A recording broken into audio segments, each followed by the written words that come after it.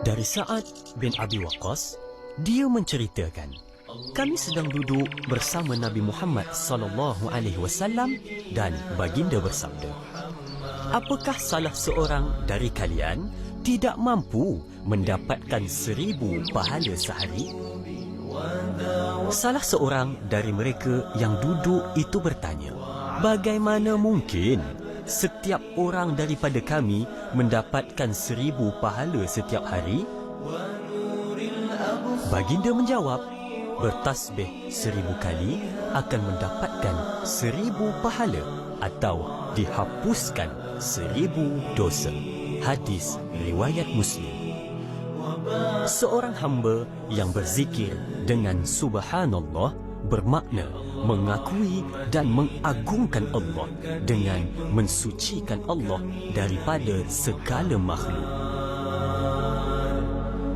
Betapa besarnya anugerah yang diberikannya kepada kita semua.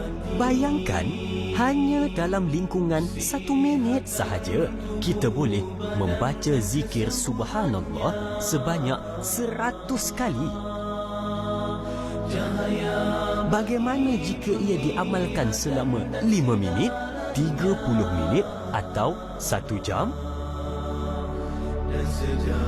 Ayuh berzikir, amalan ringkas, besar impaknya. Dan para sahabatnya